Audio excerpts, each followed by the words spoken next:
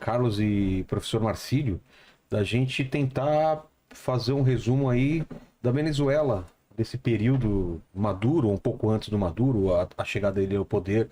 O que aconteceu de lá para cá? Tá. Acho que eu vou falando, mas se você quiser me interromper, fica à vontade, tá? Pra colocar as suas colocações aí. A Venezuela, Vilela, acho que tem que ter muito na cabeça que a Venezuela é um país que, principalmente assim, no século XX, quando o petróleo estava muito bem, a Venezuela crescia bastante economicamente. Quando o petróleo começa a ir mal, a Venezuela começa a decair também economicamente. Era muito dependente. Muito dependente de petróleo. Os dados mais atuais, se não me engano, indicam que de 90% a 95% das divisas da Venezuela, ou seja, o dinheiro que a Venezuela recebe com exportação, é só de petróleo, tá? E olha a importância, né? Quando, por exemplo, a gente teve a ascensão do regime Maduro, a Venezuela, ela tinha o dobro da produção de petróleo que tem hoje, por conta do sucateamento da PDVSA, que é a principal estatal de petróleo venezuelana. Então, olha o sucateamento, né, das empresas. Mas voltando aí, ó. Na década de 80, foi uma década que o petróleo ele teve uma queda muito grande do seu valor. Isso impactou muito a Venezuela. E essa queda foi por quê? O que estava acontecendo no mundo? Aí teria que voltar para a década de 70. A década de 70 foram anos que a gente teve duas crises do petróleo.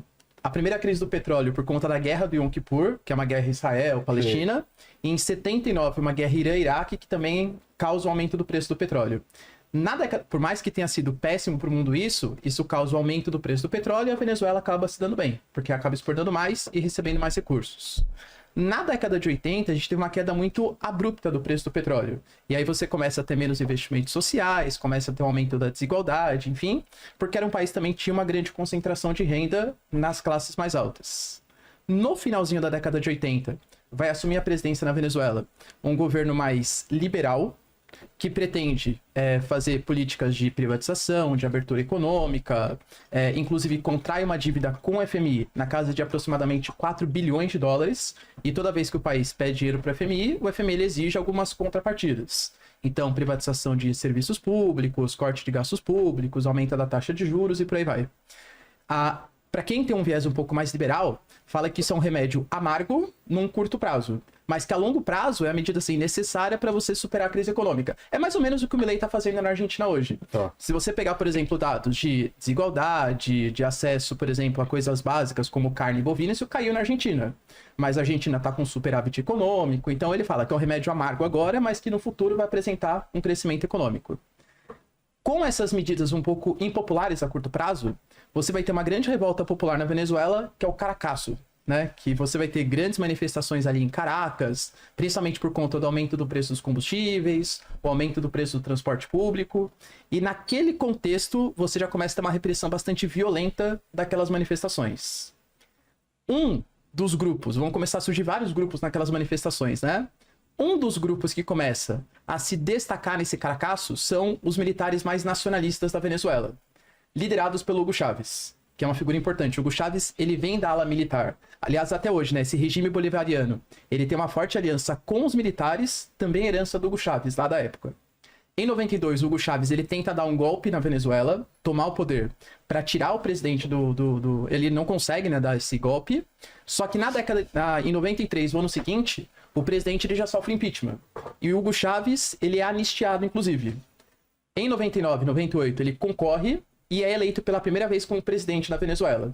Ele já faz um programa de reforma da Constituição da Venezuela, se elege novamente nos anos 2000 e aí começa a aprovar uma série de mudanças estruturais econômicas na Venezuela que começam a caminhar para o que a Venezuela é hoje. Que eu falei, política de, por exemplo, estatização de recursos naturais, de aumento dos gastos públicos. E basicamente tem que entender que a Venezuela está dentro de um contexto geopolítico. A década de 90, não só para a Venezuela, mas para toda a América Latina, foi a ascensão de governos mais liberais, de corte de gastos públicos e tal. Pensa no Brasil. O Brasil nos anos 2000 é a ascensão do Lula também, que é esse governo mais de esquerda. Só que o Hugo Chávez, ele era ainda mais radical, né? Ainda mais nacionalista, política mais de rompimento diplomático com as principais potências geopolíticas ocidentais, com os Estados Unidos, o movimento bolivariano. E desde então, a sua retórica mais autoritária, com fechamento de imprensa, de órgãos de imprensa, ele, por exemplo, geralmente ditadores gostam de fazer isso, né? Ele começa a aumentar, por exemplo, o número de juízes da Suprema Corte para ter o controle do poder judiciário do país, Como ele consegue, inclusive em curto prazo, porque anos 2000, dispara o preço das commodities, petróleo passa a valer muito, ele começa a fazer políticas de distribuição de renda e a renda per capita dos venezuelanos começa a aumentar, a mortalidade infantil começa a cair, então nos dados sociais e econômicos, a Venezuela começa a apresentar algumas melhoras nos anos 2000. Quando você tem ali a última eleição, ela já começa a ser um pouco contestada, do Hugo Chávez. Em 2012, ele é reeleito pela última vez e coloca o Nicolás Maduro como seu vice. Só que ele já estava com câncer já. O Hugo Chávez morreu de câncer, né? Em 2013 ele morre e aí o Nicolás Maduro assume de maneira provisória a presidência do país, porque ele era vice do Hugo Chávez. Naquela eleição você já via que a coisa estava meio que complicando para o regime bolivariano. Tanto que aparentemente foram as últimas eleições livres na Venezuela. A gente tinha um candidato chamado de Henrique Capriles e o Nicolás Maduro. Não lembro exatamente a proporção, acho que é 50,6%, 61% dos votos. Foi a vitória do Nicolás Maduro. E ele fez a continuidade do governo Chávez. Era a sucessão do governo Chávez, né? Então percebe, ó, hoje ele tem apoio do Poder Legislativo, pelo menos de grande parte. Até porque quando o Legislativo não apoia, ele convoca uma constituinte e faz com que essa constituinte que ele convocou faça as vezes do Poder Legislativo. Ele tem o controle da Suprema Corte do país. O Ministério Público é indicação também do regime do Nicolás Maduro. Então ele tem praticamente o controle de todas as instituições. Só que as sanções, elas aumentaram demais na Venezuela. E aí, ano passado, na verdade, vai desde a guerra entre Rússia e Ucrânia, Estados Unidos, Europa, começaram a perceber que o petróleo estava aumentando muito de preço no mercado internacional. E aí eles começam a tentar reaver alguns antigos inimigos. O Biden tentou se aproximar do Irã, inclusive, na época. Não deu certo. E tentou se aproximar da Venezuela também. Então começaram a estabelecer algumas relações diplomáticas. Eu lembro de uma declaração do Maduro, ele falando que foi lindo ver a bandeira americana tremulando lado a lado da bandeira venezuelana. Pô. O Nicolás Maduro falou isso quando eles estavam nessa política de reaproximação. Porque era interessante para os dois, né? Era interessante para a Venezuela entrar no mercado mundial de novo e para os Estados Unidos ter acesso a mais produtos dos venezuelanos. Eles estabeleceram alguns acordos no Catar e o acordo mais importante que é o Acordo de Barbados. O Nicolás Maduro ele falou que pelo fim das sanções econômicas, ele prometia que ele ia deixar todos os líderes da oposição que quisessem participar do processo eleitoral e ia deixar observadores participarem também da observação das eleições na Venezuela. Só que foi passando o tempo, a gente teve uma grande líder da oposição chamada de Maria Corina Machado, que ela venceu as primárias da oposição. E ela seria a candidata que ia concorrer contra o Nicolás Maduro. As pesquisas eleitorais estavam dando assim conta que ela seria a grande favorita, até mais que o Edmundo Gonzalez. Era muito mais popular, né, do que o Edmundo Gonzalez. E aí, a Suprema Corte decidiu, junto com o Nicolás Maduro, que ela não poderia concorrer às eleições, mesmo sendo tão popular. Por quê? Porque ela era a favor da privatização da PDVSA, então ela estava atentando contra o patrimônio público da Venezuela. E aí, entendo, não estou nem julgando se eu sou contra ou a favor da privatização. Mas a questão é que se você é contrário à privatização da empresa, tem um remédio simples. Não vota nela, né? Você não precisa impedir ela de participar do processo eleitoral. E alegando também que a Maria Corina Machado apoiava sanções contra a Venezuela. Então ela era uma traidora à pátria. A Maria Corina Machado tentou colocar uma sucessora que era a Corina Yoris, professora de filosofia, um pouco mais idosa e tal. No último momento, deu uma falha no sistema eleitoral, ela não pôde concorrer. Aliás, foi nesse momento até que o Brasil teceu uma crítica contra a Venezuela. Porque o Brasil falou assim, opa, tá meio estranho aí. Como assim a Corina Yoris não pôde participar? O Maduro, nessa época, ele até falou que a nota que o Brasil emitiu parecia que tinha sido escrita pelos Estados Unidos. Né? Teve uma certa rusguinha aí entre Maduro e Lula. E aí, meio que assim, de última opção, eles colocaram um ex-diplomata, que era o Edmundo Gonzalez, para ser esse líder da oposição. Bom, tivemos o processo eleitoral, e aí você teve ali as atas que foram impressas em cada um dos colégios ali eleitorais. Por enquanto, a gente teve a divulgação das atas pelo governo, somente para a Suprema Corte hoje, inclusive. O governo Maduro alegou que ele entregou as atas para a Suprema Corte, mas isso não foi colocado em público. Só que as atas, elas são disponibilizadas publicamente. A oposição, ela pegou todas as atas, disponibilizou num site, e pela contabilização que eles fizeram, o Edmundo Gonzalez teve próximo ali de 70% dos votos, enquanto o Nicolás Maduro teve próximo de 30% dos votos. Por isso que a oposição está alegando que o Edmundo Gonzalez é o presidente de fato, e a situação, né, o Nicolás Maduro fala que não, as atas de verdade estão com ele apresentou inclusive para a Suprema Corte e tal. A grande questão é que a oposição reconhece que a Suprema Corte é muito aliada com o regime bolivariano. Então, não acho que, mesmo que a Suprema Corte delibere que não, realmente, as atas eleitorais estão certas, segundo o que eu julguei aqui. Eu acho que a oposição não vai reconhecer, justamente porque acha que a Suprema Corte está muito ligada com o regime bolivariano. Acho que para adicionar só uma coisinha, as atas eleitorais são muito parecidas com o que tem no Brasil, o boletim de urna. Então a urna, ao final da votação, emite ali um resultado daquela sessão, daquela urna, e é colocado do mesmo jeito que acontece aqui no Brasil, colocado lá na porta da escola, na porta do local de votação.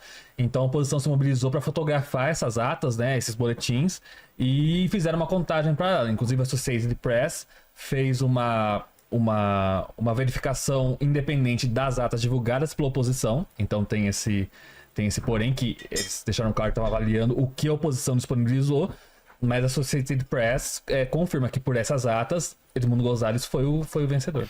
Eu gostaria de acrescentar o resumo que foi feito, muito bom. Em 89, quando foram feitas aquelas medidas que todo mundo concorda que elas foram liberais, é importante que seja dito que o presidente ele não era necessariamente liberal. Ele seguiu as recomendações do Fundo Monetário Internacional, visto que na década de 70 a Venezuela tinha recebido muita grana, só que não foi muito bem usada. A Venezuela acabou adquirindo uma dívida pública imensa, e para poder corrigir aquele dano feito economicamente ao fluxo econômico do país, tinha que ser adotados aqueles processos de reajuste, de recorte de benefícios sociais. Portanto, da onde que vinha esse presidente, o Carlos Andrés Pérez? Por que o povo votou nele naquele 88, né, aquelas eleições? Ele foi o presidente dos anos 70, que ele pegou aquela onda de crescimento da Venezuela. Ele foi um dos responsáveis de levar para frente a parte econômica, produto de uma década anterior, que é a década dos 60, a crise dos mísseis, que a gente lembra, né? Por quê? Porque a Venezuela se beneficiou muito daquela época. Ela vendia petróleo para os dois contendentes potenciais daquela época, que era a União Soviética e os Estados Unidos. Então, todo esse crescimento petroleiro, que foi um crescimento petroleiro, aquela venda petroleira que a Venezuela experimentou, deu à década de 70 uma oportunidade de diversificar pelo menos a parte de transporte, de todo o que é infraestrutura do país. E o povo venezuelano, acreditando que o Carlos Andrés Pérez poderia fazer a mesma coisa 20 anos após, acabou errando, porque não era o mesmo país, não havia os mesmos recursos, e obviamente ele acabou sendo amado 20 anos atrás e odiado na década dos 80. E é bom, também queria pontuar que o Hugo Chávez, ele não participa do Caracaço. O Caracaço é em 89, e o Hugo Chávez dá o golpe em 92. São 3 anos depois. Porém, há sim movimentos aliados a Hugo Chávez dentro do Partido Comunista Socialista da Venezuela, que se diz que já havia conexão entre Hugo Chávez, inclusive com a guerrilha daquela época, para promover o Caracaço, para impulsar os movimentos sociais de irem às ruas. Mas não há um vínculo que seja dito publicamente através do jornalismo e meios de comunicação, mas há extintos líderes que já morreram que falavam que sim, que ele tinha promovido por trás, porque ele era militar, ele não podia se envolver ainda nesses processos. Quando ele dá o golpe em 92, foi em fevereiro desse ano, ele foi preso. Só que em novembro ele tenta dar um outro golpe da cadeia. Ele estava na cadeia, ele coordena para que o Carlos Andrés Pérez sofresse mais um golpe. Então tudo isso se junta claramente em ano 92 para que ele em 93 sofra o impeachment. Por um lado, acusado de corrupção econômica, e por outro lado, por ele não conter e poder manter a segurança do país, evidentemente sofrer 2 golpes militares no mesmo ano. Então todo esse caminho, obviamente, é importante lembrar, porque o Hugo Chávez sempre vai estar vinculado às forças radicais de esquerda e às forças também democráticas. Se você escutar o discurso do Hugo Chávez em 98, você escuta um cara que é pragmático, um cara, inclusive, até com algumas ideias liberais, né? Que ele não bloqueia o capitalismo, ele fala que o capitalismo é muito útil, que ele vai apropriar para o seu governo, para a sua gestão, algumas ideias de produção, dos meios de produção capitalistas, e que isso são, de fato, positivos para uma economia, só que ele vai dar um rosto mais humano àquele capitalismo, em que ele convida as empresas privadas a confiar nele, e os partidos políticos, obviamente, também acaba acreditando nisso. Só que é importante trazer também para essa lembrança, justamente quando ele toma posse de governo, quando ele presta juramento diante do país, ele fala que ele jura diante aquela moribunda Constituição, que ele vai impulsar as transformações do país. Então, naquele momento, o país já entendia o caminho que já tinha tomado. O cara, em plena posse de governo, assume ou chama a Constituição que o elegeu como uma Constituição moribunda. Então, ele, com essa atitude militarista, já dava o seu primeiro passo autoritário para o regime. Só que viemos de um país que vem sofrendo golpes militares, então o militarismo está muito relevante na sociedade venezuelana até nos anos 2000, né, que o Hugo Chávez se encara e se torna o chefe dessa liderança política. E a outra coisa que eu queria pontuar, em 2012, quando o Hugo Chávez vence a eleição versus o Capriles, essa eleição não é contestada porque o Capriles reconhece. Ele acaba reconhecendo aquela eleição. E em dezembro desse ano, o Chávez não tinha tomado posse do seu governo. Ele iria tomar posse em janeiro. Só que existe na lei venezuelana, o presidente, para se ausentar do seu governo por 30 dias, o Congresso deve emitir uma permissão, uma espécie de, você está um tratamento médico, pode se ausentar todo esse tempo. Só que ele sai em 8 de dezembro, ele deixa Maduro como encarregado, porque ele é o vice-presidente. E ele fala, se alguma coisa acontecer, elejam o Nicolás Maduro. O Chávez volta à Venezuela em fevereiro. Passaram mais de 30 dias. Ele tinha que tomar posse em 10 de janeiro. Portanto, havia um vazio de poder. Ali não foi contestada a eleição, foi contestada a posse de governo, porque ele não estava claramente em situação de saúde física, portanto ele não estava em condições de governar. O que acontecia com o presidente? Ele não se manifestou depois de dia 8 de dezembro, os organismos não deram fé de vida, não deram prova de vida do presidente, e só em 5 de março eles revelaram que o presidente tinha morrido no hospital.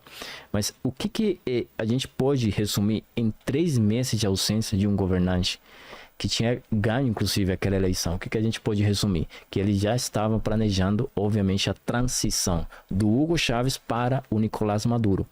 A eleição acontece em abril desse ano, de 2000 eu acho que é abril, porque ele morre em março. E essa eleição do Maduro é sim a eleição que inicialmente contesta e carece de legitimidade, porque o que eles estão fazendo agora de não mostrar as atas, em 2013 eles mostraram. Então, aqui, as atas estão aqui. E o povo falou, beleza, vamos contar publicamente, vamos chamar uma assembleia de cidadãos e cada centro de votação vai votar. Até agora estamos esperando essa contagem. Então, o que acontece hoje para nós é um fenômeno já repetido nos cenários anteriores, só que hoje não temos as atas, é a diferença. Mas já viemos desse cenário em que eles burlam o processo eleitoral e ele prometeu contar as atas dos votos. O que enfraqueceu a oposição daquela época é que o contentor, o Henrique Capriles, acaba reconhecendo, acaba recolhendo o povo para casa. E o povo, obviamente, se decepciona e o Henrique Capriles morre politicamente naquela época. Então, o que a gente vem vendo também nesse processo eleitoral, nesse processo político da Venezuela, é a queda de líderes opositores. Mas por medo, por ameaça? A gente pode resumir, claro, que eles sofreram perseguições. O Guaidó, que é o último mais reconhecido, assim, mais lembrado no Brasil, ele era todo dia perseguido. As caminhonetes sofriam agressões com pedra, ele era empurrado nas ruas, chegou a ser apanhão de pessoas. Mas o Capriles, ele sai do cenário político por ele não levar em frente aquela luta do povo que estava nas ruas. Morreu muita gente nas ruas por conta daquela eleição. Logo veio o Leopoldo Lopes em 2014, aí surge também os primeiros passos da Maria Corina Machado. Mas a Maria Corina Machado vem tentando abrir o espaço para ela, diante de uma oposição que também tinha líderes que não iam deixar facilmente aquele caminho. Então, diante desse esgotamento e saída de líderes políticos, ela acabou sendo a mais coerente, porque ela manteve o discurso de que o chavismo não era para se negociar, para se sentar na mesa, como foi feito em diversos processos de diálogo, né? E nesses processos de diálogo, que foram feitos em 2014, 2015, 2017, 2018, morreu muita gente enquanto eles estavam sentados na mesa, dialogando com o Nicolás Maduro. Então, é importante pontuar isso para que a gente possa ver, não o nascimento da Maria Corina Machado, mas para ver o surgimento dela como uma figura de líder política. Hoje ela é nomeada como a líder das forças democráticas. Não é apenas a líder da oposição, porque se entende que dentro do chavismo há forças democráticas que querem o Maduro fora. Então esse discurso é para também direcionar aquele povo de confiar em que a Maria Corina Machado não é a presidente, porque isso é importante. Ela não é o presidente, é o Edmundo. Ela apenas fez um trabalho de reconquistar o povo, novamente um povo que achava que não há jeito de tirar o Maduro do poder, e trazer novamente para, junto com o cenário internacional, mostrar que o povo fez a sua parte. Vai ter eleição? Vamos votar. A gente vai votar e a gente vai garantir, diante de uma organização como foi a da oposição, que esses votos existam para o mundo internacional, para que o mundo saiba. Ali vem a organização que ele comentava. Cada centro de votação registrar, fazer os vídeos, tirar as fotos e tudo para um site. Hoje essas atas viajam o mundo, está claro, e a comunidade internacional só pede que o Maduro, nem o Maduro, que essa é a coisa mais distorcida que a gente entende, como a comunidade internacional pede para um governante entregar as atas. Não é isso, deveria pedir para o Tribunal Eleitoral. Como é que nós pedimos para o Maduro? Então, nós, como comunidade internacional, estamos admitindo que quem controla o sistema na Venezuela é o Maduro. Então, não há cabimento para chamar aquilo, todo o sistema em geral, como um governo democrático. Porque a partir do comunicado, você está errando. Você está chamando o Maduro como controlador de tudo aquilo. Então, todo esse pontuamento que eu queria fazer, além do percorrido histórico, é ver que ele é flutuante no sentido de que sempre houve conflitos. Sempre houve, em cada cenário eleitoral, houve conflitos. Em 2007, o Hugo Chávez queria fazer a reforma da Constituição para impulsar o modelo socialista. É importante por quê? Porque em 2006, 2007 é a eleição presidencial. E nessa eleição presidencial ele vence. Então ele aproveita aquele movimento popular para impulsar a reforma constitucional. Só que essa reforma é negada. O povo votou que não queria a reforma. E como é que ele chamou o povo? Me perdoa a expressão, que era o povo opositor tinha tido uma vitória de merda. E se chama como que a primeira vez que o chavismo perdeu uma eleição importante, mesmo que seja a primeira em 7 anos que ele tinha no poder, é importante, porque a gente estava decidindo o que a gente queria de modelo político. E a Venezuela não queria modelo socialista na época. Então, ele resolve 2 anos depois fazer uma jogada através do Congresso, que é emitir decretos de força de lei. Como ele fez isso? Em 2005, a oposição tinha uma eleição de Congresso e a oposição saiu da carreira eleitoral. Deixou o caminho só para o chavismo. O chavismo apoderou o Congresso e, obviamente, fez o favor e a troca para o Hugo Chávez. O que o Hugo Chávez pedia, eles davam, como esse decreto de força de lei. O que é isso? Ele criava um documento no Palácio de Governo e mandava para o Congresso discutir, entre aspas, mas o projeto já estava pronto, era só fazer umas 3 audiências e bora para frente e assina. E entre esses projetos de leis, ele envia um pacote de 49 leis. 49 leis, da onde um cara que deu 2 golpes de Estado tem inteligência para criar 49 projetos de lei? Não há cabimento. É óbvio que ele não fez isso. A base partidária do Partido Socialista, com apoio da inteligência cubana e tudo mais, fez aqueles pacotes de leis. Em concreto, o que era? Ele conseguiu que o Congresso aprovasse e fizesse uma emenda na Constituição. Ele não modificou o artigo, mas ele fez uma emenda na qual, agora, o presidente, não é que ele ia sair depois de 2 mandatos, senão que ele podia ser eleito de forma indefinida. Então, ele não mudou a Constituição, ele só fez uma pequena alteração ali. A outra coisa que ele fez, ele criou os conselhos comunais. Se em 2007 a gente tinha dito que não, aquela Constituição socialista, ele voltou, ele falou, não, mas não é socialismo. São órgãos das comunidades que vão se organizar voluntariamente, mas esse voluntariamente também era entre aspas, porque era obviamente a galera dele nas comunidades, e eles vão ter a transferência direta do Estado para impulsar as políticas sociais, e até ali a coisa soava muito lindo. Mas esses conselhos comunais, basicamente o que foi uma reformulação do Estado a nível administrativo. Agora ele não transferia para os governadores, agora ele não transferia para os prefeitos, ele transferia para esses órgãos chamados conselhos comunais. Agora imagina o cara que é vizinho seu, recebendo aquela grana para decidir em que ele vai fazer naquele bairro. Obviamente a corrupção foi escancarada, começou a alimentar redes pequenas de clientelismo político. Você poderia separar em diversas coisas, mas a assignação de recursos onde não precisava, mas ele fazia para aumentar o seu apoio popular nesse território. Aquele onde ele tinha perdido, por exemplo, uma prefeitura, ele não enviava os recursos para o prefeito. E se tinha conselho comunal, ele enviava para lá. Então a gente vê essa história em que o próprio povo venezuelano, que inclusive chegou assim a se beneficiar desses recursos que foram transferidos, vem atravessando a época em que acabou a grana. Não há mais para os conselhos comunais. E não há governadores de oposição. Então, como é que ele vai justificar que o país está naquela crise? Porque, obviamente, foi crescida uma corrupção em detrimento de uma parte técnica que, de fato, defendesse e pensasse em inovar os processos de produção da Venezuela. Então, todo esse resumo que eu queria fazer é para relatar a parte meio que não está nos livros necessariamente que vocês vão achar na internet. Vocês acham, mas teria que procurar um pouquinho. Por quê? Porque todos esses líderes de oposição, que claramente cada um foi ameaçado em diversas situações, eles apenas foram consequência do que havia para fazer.